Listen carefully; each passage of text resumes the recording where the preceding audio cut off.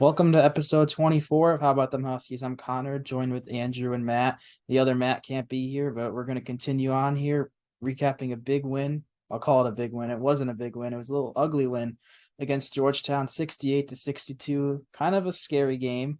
Huskies were down late in the game to the Hoyas, who have one win in conference play, but they pulled it out. Some clutch shooting from Caravan, some strong play from Newton.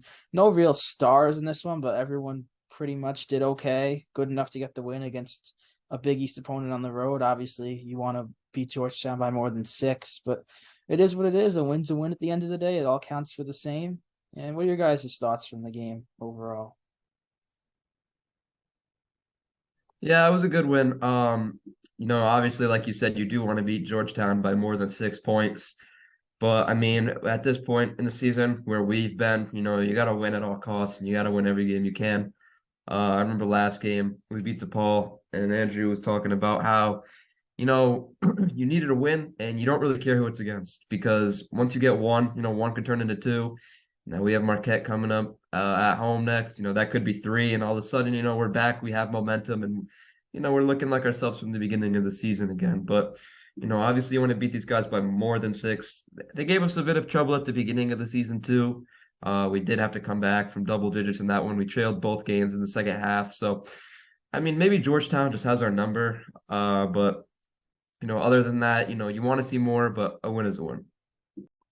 Yeah, I mean, especially with having three games in a row that weren't very hard. I mean, three out of four that weren't very hard, which is Butler, DePaul, and then Georgetown, which, by the way, we made hard for absolutely no reason.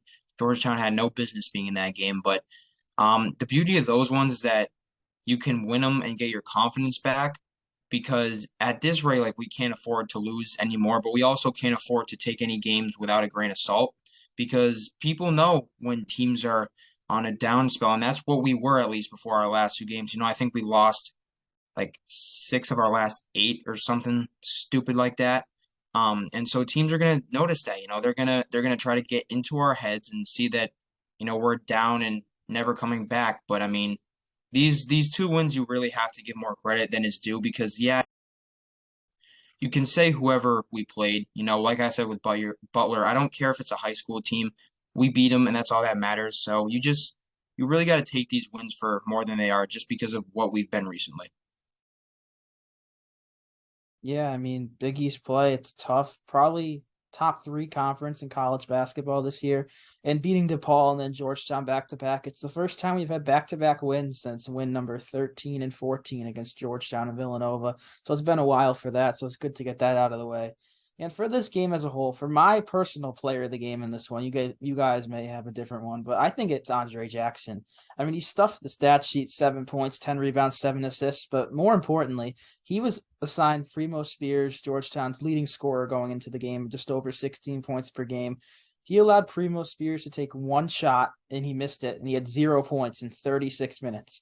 That is very shocking to me. Not that Andre could do that. I mean, we know he's a phenomenal defender, but just you think a team's leading scorer would have more of an impact, especially because he had a pretty solid game last time against us at Gamble. And I said he was my player to watch for Georgetown coming into this game because he's so versatile, can score in so many ways, mid-range, 3 point.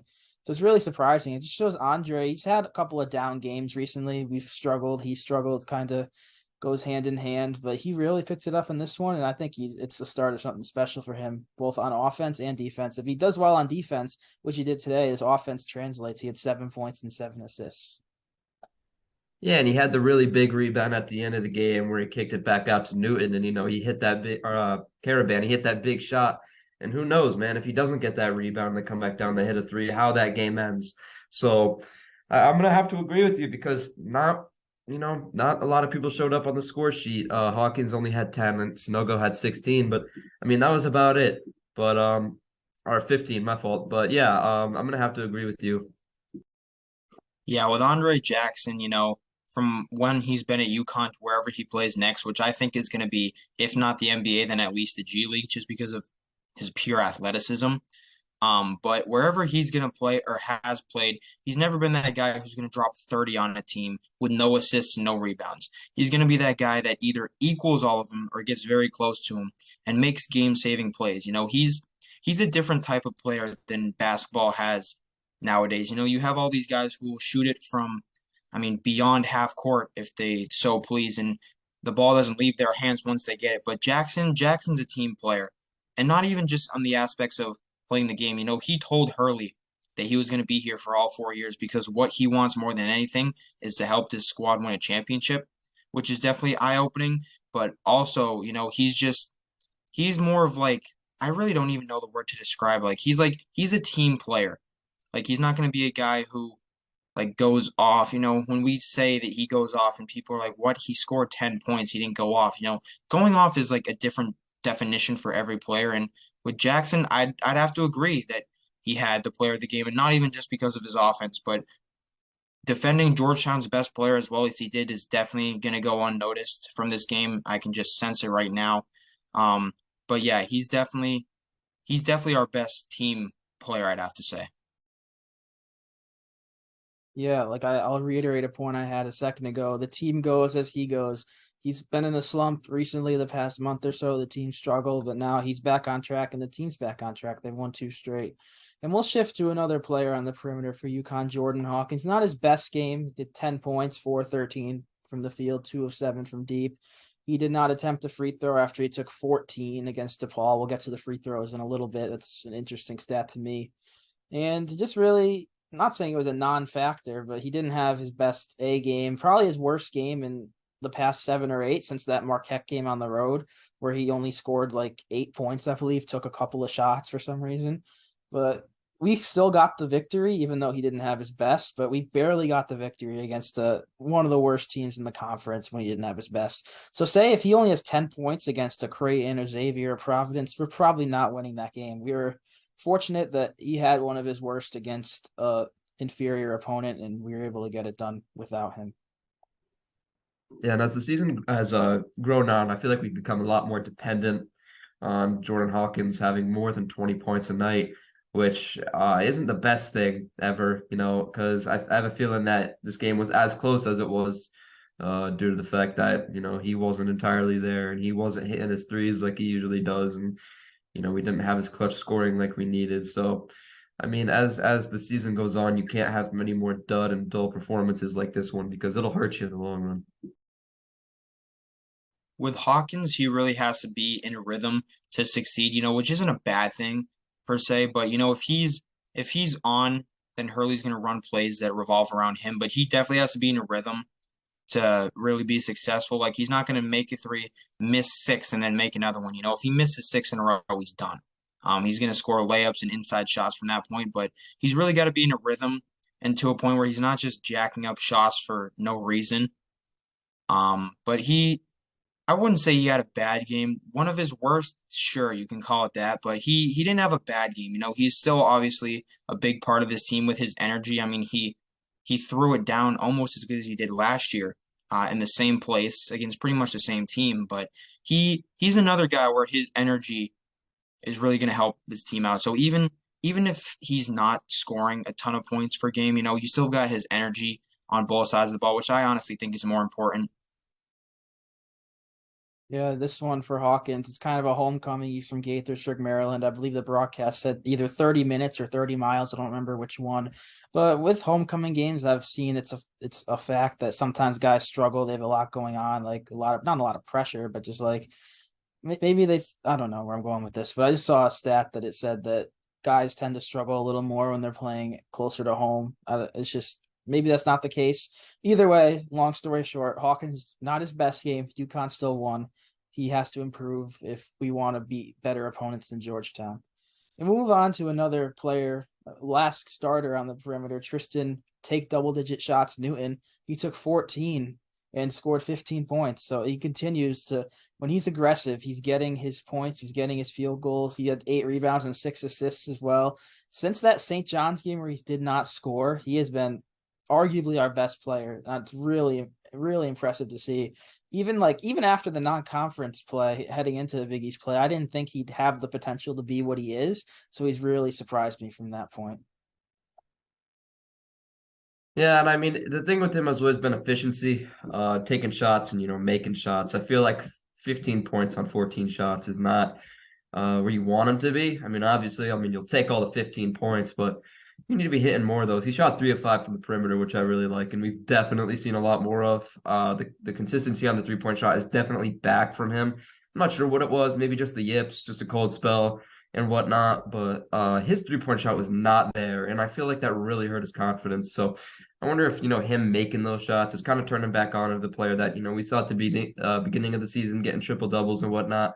But yeah, obviously you love to see him coming back, and it's kind of turned into a big three now with him, Hawkins, and Sanogo, which I really love. Yeah, with him, you can always wonder what it was, why he wasn't performing well in those games, but this really proves that Hurley knows ball because we all said that he should be out of the starting lineup and that DR should be in there instead of him, and all that stuff we said about the lineup changes, and Hurley didn't do a damn thing. Clearly, he didn't listen to our episode where we talked about that, which is okay because it really didn't have any bearing on the team. But this just proves that leaving him in the starting lineup was the right move because after those games, he's in the last three, he's averaging 19.3, I believe, points per game, which is really good for him because of how, I don't want to say bad, like how cold his shot got. It just didn't look as well as it did in the season. And only having that one shot against St. John's was really not great. But I'm just happy to have him back at this point. We don't need to discuss anything that happened in the past. I'm just happy that he's back and performing well for us. Not only did he, start DR and bench Newton, he's cut DR's minutes almost entirely off. I think he's had 8 combined minutes in the past 2 games, 8 or 10 around there, which to me is really surprising considering what he did for us on the defensive side of the ball. But when Newton's hot, Newton's high. You got to give him the majority of the minutes. I mean, we're just seeing minutes cut all around.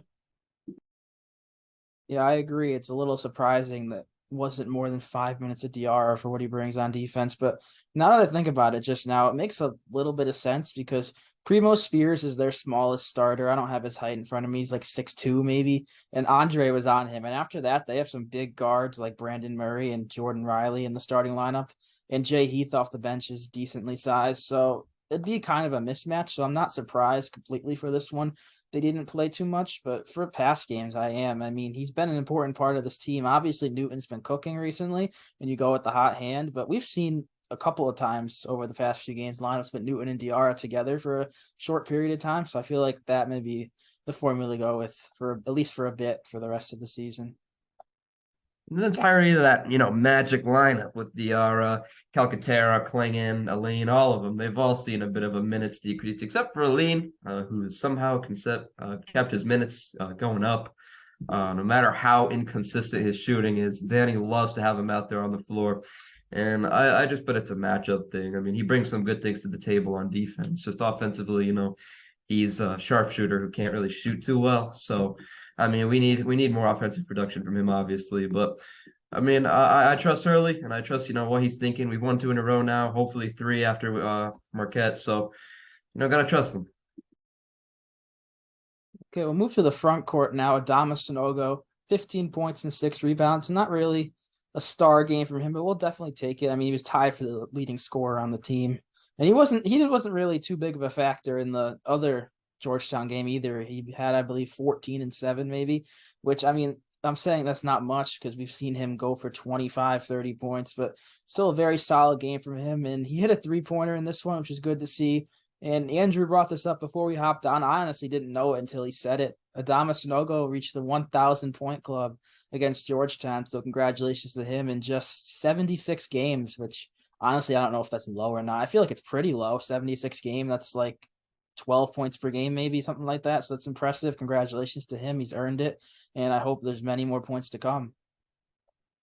Yeah, he's now averaging in his whole entire college career 13 a game, so close there. But yeah, it was actually on a 3-pointer too. I got the notification from Dave Borges on Twitter that that 3-pointer was his 1,000th point, and the UConn media team, I guess, didn't know about it, didn't like just forgot about it, something like that, because the UConn women's basketball media team was on it Aaliyah Edwards, this is today. You'll probably see this tomorrow. Scored her 1,000th point against South Carolina today, and they were on it. They posted it like 3 hours after the game, and now people are tagging the UConn men's basketball account, asking if somebody on their team got that same milestone in their last game. But yeah, it's definitely weird that it kind of went unnoticed because it's never gone unnoticed, a milestone like that. I mean, they posted Joey's last year. They posted RJ Cole and Tyrese Martin. But yeah, it's definitely weird that it's been unnoticed to this point. But either way, congratulations to Adama. I was gonna say, especially with Joey, he's been in the program for like 6 months now. I mean, I don't know how they managed to figure out that he hit 1,000 before homegrown Adama is. Been 3 years here, so the whole thing's a little confusing, and I'm not sure why.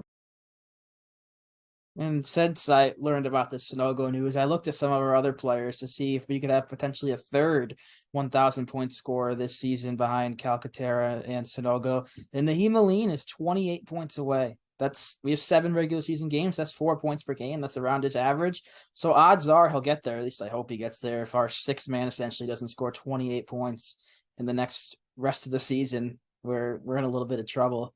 But I guess this is more common than I thought, where we're just having a lot of 1,000 point scores at once. So it's cool to see, cool round number, 1,000. And we'll move on. Last starter here. We'll talk about Alex Caravan. He had 2 very clutch threes. One of them to put UConn up. They were down 61-60. He drilled a 3 to give them a 2-point lead. And then we mentioned this play earlier. Newton missed a shot. Andre got the rebound, kicked it out to Caravan for a 3 to put it to, I believe, 6. And that was the final score. So 2 huge shots from the freshman, and he's impressed me as well. I mean, we sometimes bash him a little bit for his defense, but his offense is really what carries him, and his defense has improved as the Big East play has gone on. He is an X factor for this team. If he's hot, he hits 3 threes, maybe even 4, which I don't think he's actually done yet. I think he's maxed out at 3, but once he gets to those 4, maybe even 5 3-pointers made, this team's going to be very difficult to beat. This is an entirely different player. I feel like we're watching compared to the start of the season. He would not get into the paint at all, and the only time you would see him in there was on offensive rebounds, which honestly shocked me because he wouldn't hit it for defensive rebounds. And I feel like he'd get bullied by his matchup. I remember we would always talk about, him against athletic guards or athletic wings, and he wouldn't stand a chance. Now you're not really seeing that. You're not seeing this mismatch that was taking place, and I feel like it's just an upgrade in eagerness and overall just aggressiveness to get in the paint and get those stops, get those rebounds, because he knows how important they are. He needs to stay aggressive because when he's not aggressive, the amount of second chance points that we let up are insane. And the amount of rebounds just in general that we let up are ridiculous because he's supposed to be one of our forwards. Get in there, be physical, be strong. Obviously, he's a freshman. He's like 20 years old, 19 years old. So, frailness comes with it. But, as you age, you're supposed to get stronger and bigger. And I feel like we're starting to see that. And also, I think it's time for a little conspiracy that we do every week. Alex Caravan started to grow out the beard a little bit, and he's improved pretty much across the board, especially playmaking. It's 2nd straight game with at least 4 assists, which the power forward position not really known to get too many assists, so that's cool to see. So maybe bearded Caravan is the way to go the rest of the year. And also, I saw assistant coach Tom Moore is growing one out too. So maybe that's just what UConn's got to do: just grow out some beards the rest of the season, and that'll lead to some success. Yeah, we're way past the Kevin Ollie days of clean cut, clean shaven players, and I like it. I like the beards, I like the long hair, Andre Jackson's hairdo. I love it. So, I'm all for it. I'm all for the facial hair. Yeah, Andre changes pretty much every game, either the full afro or like just the straight up. He hasn't gone with the braids yet this year, I don't think, which I kind of like that look on him. But really, the possibilities are endless for him with his hairstyle. So we'll move back to the game here. Stop talking about the hairstyles of our players. We'll go to the bench real quick. Samson Johnson, he played 2 minutes. He got in there in the first half, didn't really do anything. Klingon, he only played 11 minutes, just 1 for 3 from the field, 2 points. We had a lot of perimeter shots in this one.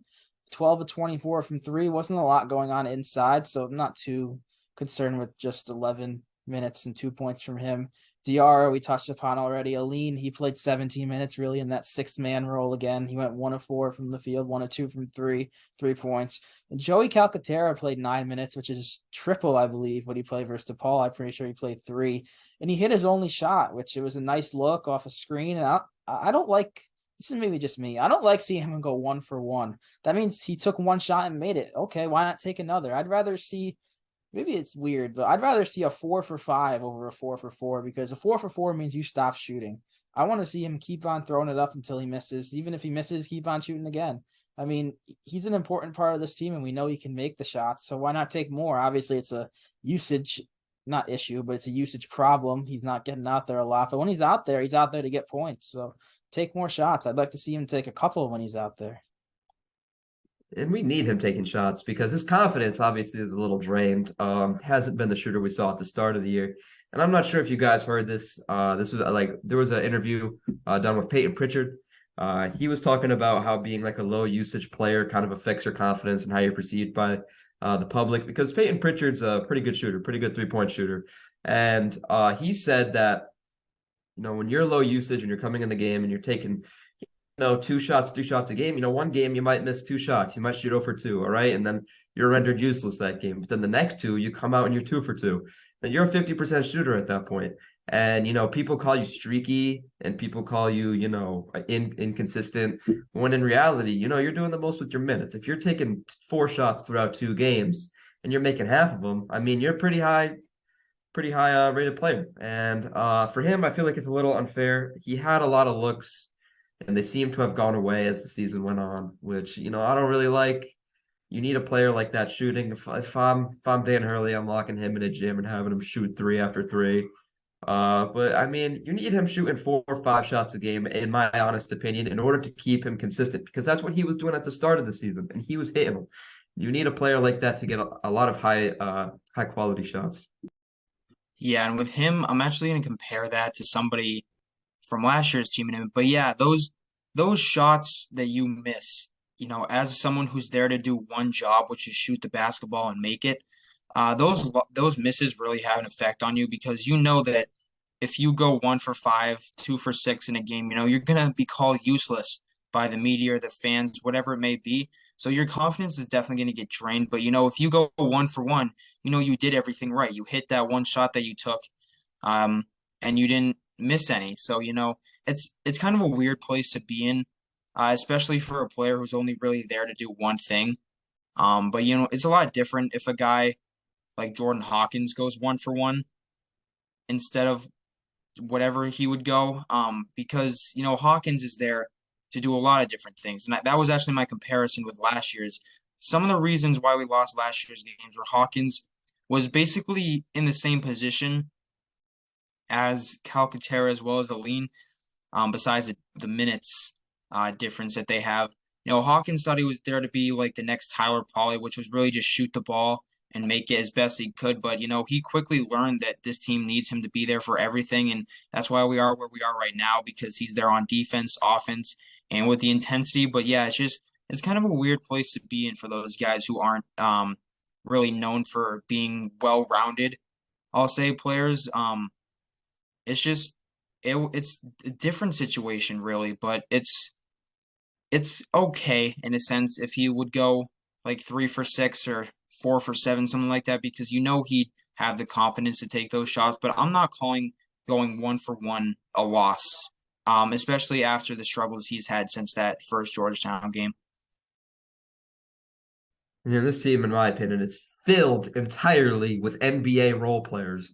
I would not be surprised to see a few of these guys, make it into the league and, sit on a bench as a spot-up shooter or a rebounder or a shot blocker. We have a bunch. A defender. I mean, Hassan Diarra is one of the better defenders in the Big East, in my opinion.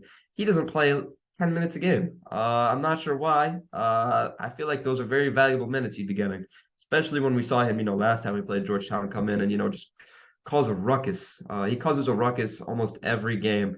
He caused a ruckus against Nova, caused a ruckus against Georgetown. All the big games that we seem to be in, he seems to, spark it, light a spark and, start transition opportunities. Yeah, and with the rotation, we're not going to go deep into this now. We've done it in the past. there's going to be a point, whether it's the regular season or in the Big East tournament, where Hurley pulls the plug and we only see 7 or 8 guys play in the entire game. I'm curious to see when that'll be. I mean, because like you figure if you're in the NCAA tournament, I think he'd rather have a guy like Caravan out there for 30 minutes as opposed to Caravan's 20 or as opposed to Caravan 28 and Johnson too. He's rather have a guy like Hawkins be out there longer and take away from Joey. So I'm curious when that'll happen. I mean, we've seen it in the past. We played 6 guys pretty much versus New Mexico State last year. Obviously, there were some injury concerns there, and there wasn't as much talent as there is this year. But it's going to happen at some point. I'm curious to see when it does. And I have one last point here from the Georgetown game, and then we'll move on to the Marquette game, a big one coming up. We only took 5 free throws. 2 for 5 from the line, which that's not great, but I don't. That's what it is. What it is. I'm not really looking too much into that. Newton 0 for 2, Sanogo 2 for 3. But I mean, that's after we took how many we take versus DePaul? 34 free throw attempts versus DePaul to 5 the next game. That's just really surprising to me that you can have that much disparity in within like a week. It just shows maybe it's an issue with the Big East refs. Maybe it's not. Maybe I don't know. I'm going with that. The refs haven't been great. I feel like that's a consensus opinion around the whole league. But I mean, Georgetown took 14 free throws. We took 5. But it also, the 5 free throws, it's because we were taking so many threes and so many shots from the perimeter. So that's going to happen. But it's just 5 free throws is surprising to me. Didn't feel like it was that low, but it was.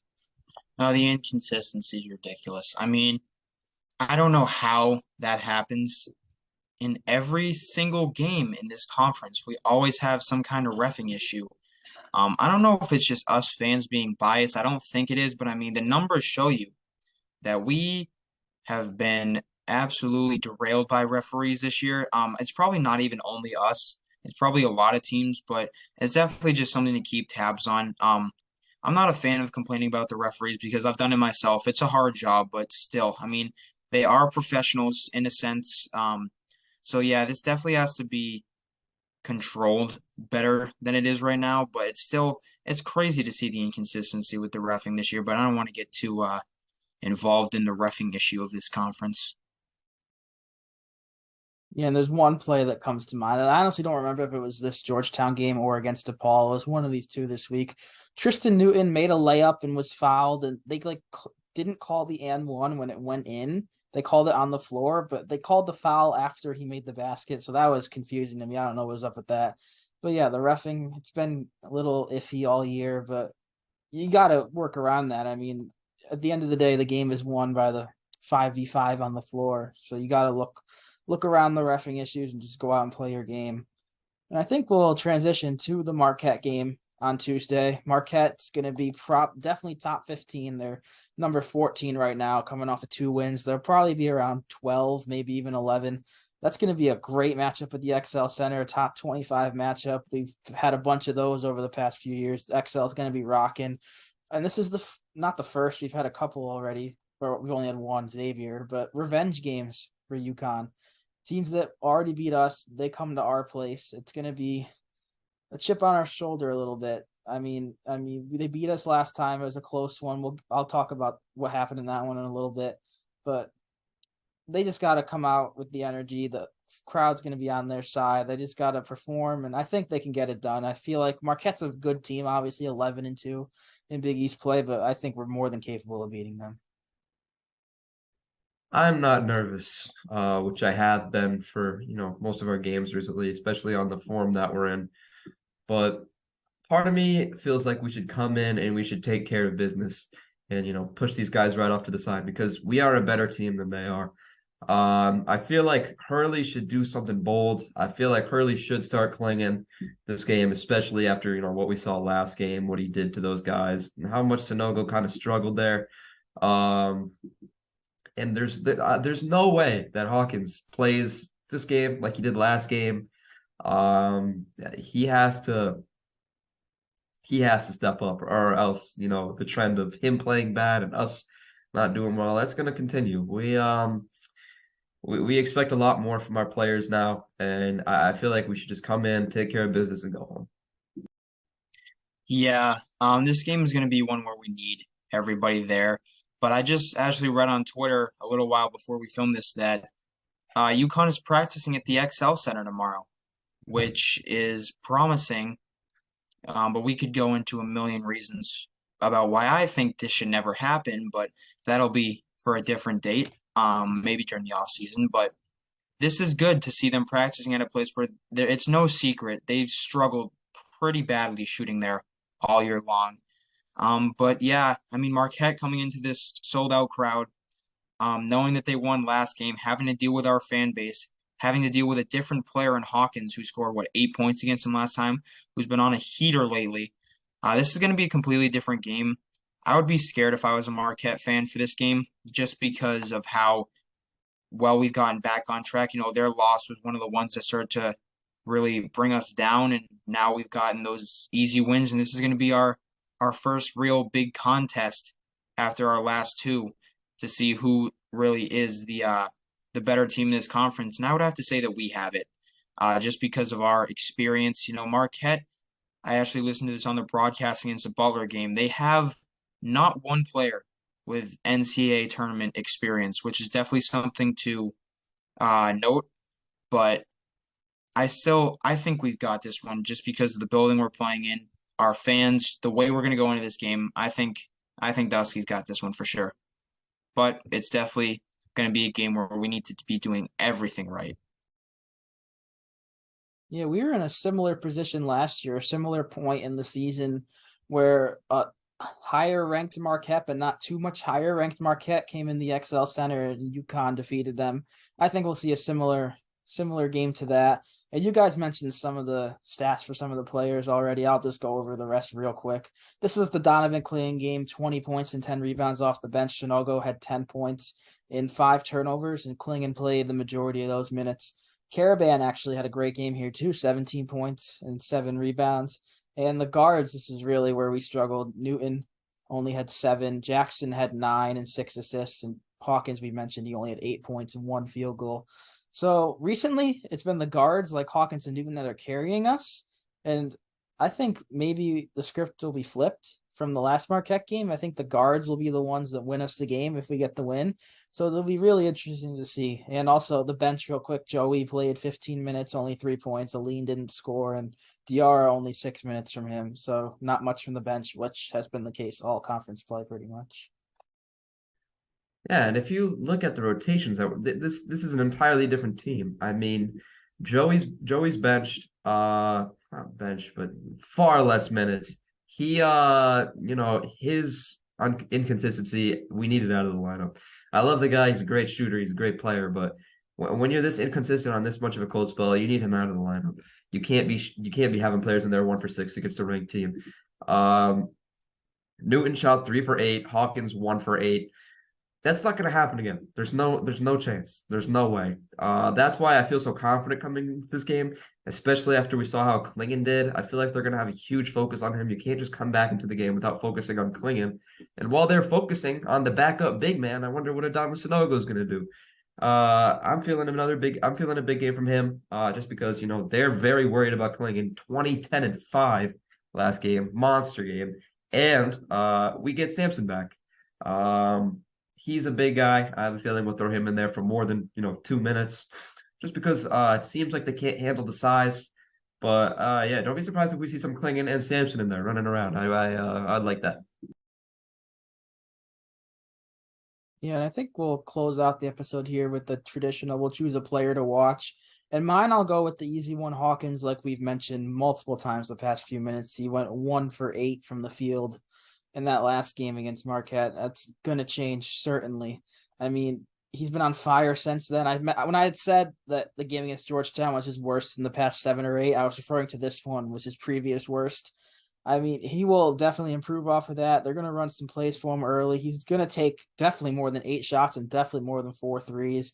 And the crowd's going to be on his side. And just as a quick side note, I wonder if we're going to break out the Connecticut uniforms again, or if that's just done after the Xavier loss. I mean, we've seen this year after we lose, and we change a uniform after we lose in that uniform, we go back to the usual white and blue. So curious to see what that'll be. But yeah, Hawkins definitely my player to watch for this one. My answer is definitely going to be not quite a normal one, but my person to watch for this one's going to be Dan Hurley. because this is gonna have to be a coaching masterclass. I mean, in my opinion, top two coaches in the Big East are going at it in this game. Shaka Smart against Dan Hurley. So he's really gonna have to be on his game and notice how all the players are playing. I mean, really, the whole UConn coaching staff, Kimani, Luke Murray, Mamadou, Tom Moore, Mastrangelo, they're going to have to let him know if they see something that he doesn't, because odds are he's going to be losing his ever-loving mind at something and then completely forget that there's a basketball game going on. So the other guys on the bench are going to have to let him know analytics-wise what's happening.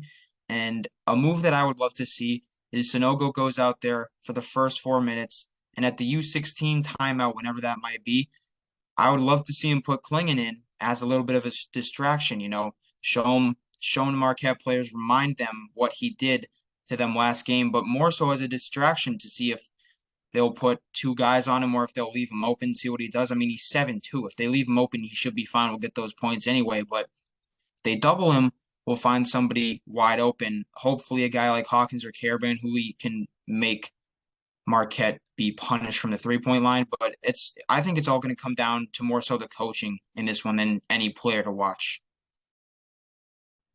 Well, I have a player to watch, and it's Adama. I feel like especially after last game against Marquette, where we saw Klingon come in and just change the whole facet of the game, they have to have a plan for him. They have to be, scheming, planning, plotting for what he's going to do. And I feel like as they're doing that, Adama Sanogo is an entirely different player.